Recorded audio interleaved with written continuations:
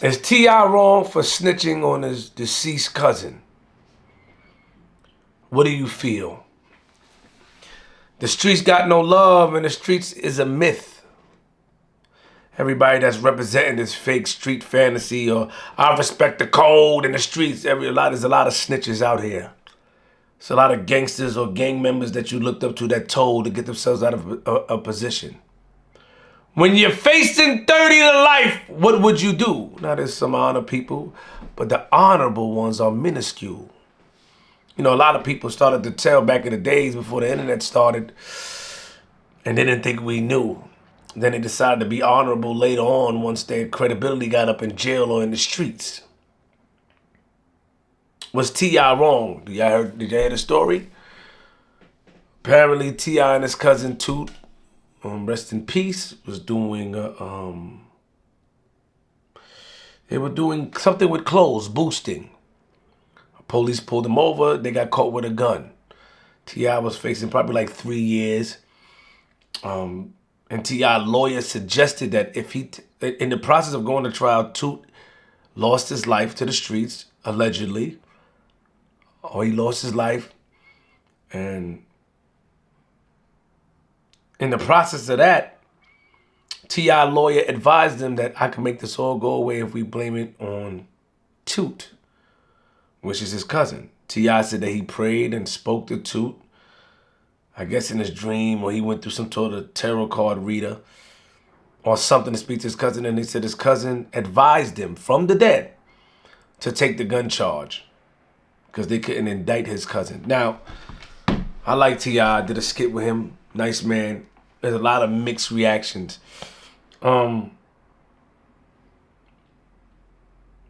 Is it wrong for snitching on the dead?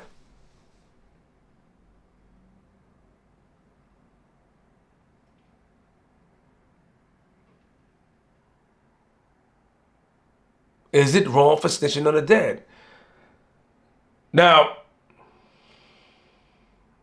what code are you breaking? Now, I'm not saying I agree with T.I. at all, but I want to know how the people think. What code are you breaking by telling us somebody who's deceased that cannot be charged when you're here and you're able to live a life? Or do we still live by the principle and morals of if you do the crime, you have to do the time? Snitching has became highlighted recently after 6ix9ine did it and came home and still walking around New York City. After Alpo, came home and he was still around before he lost his life to the streets. A lot of these things were glorified. And my thing is this.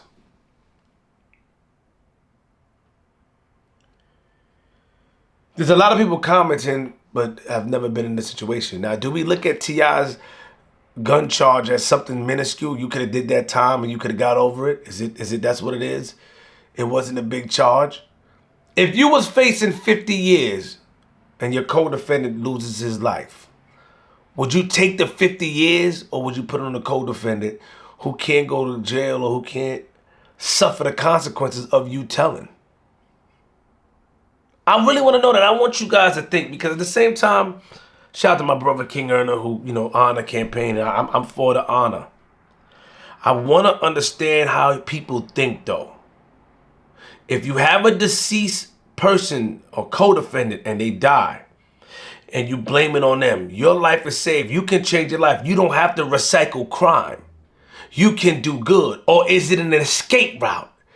Is it an escape goat? Let's look at the two. Let's flip the coins. Now, if you out here, you tell and you do good and you vow to change your life and stuff like that, and you don't go back and recycle crime, you become a civilian. That's what can go through a person's mind. Do I agree?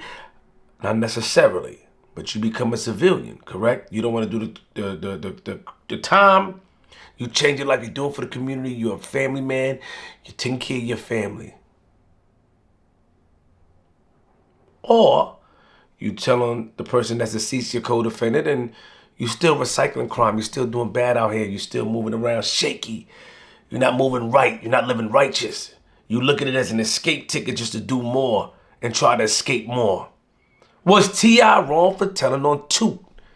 Now, I think that Mr. T.I., you know, we did a skit and I respect you.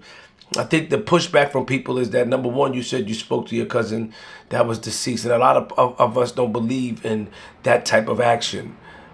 We don't believe that a person who has been deceased can give you answers.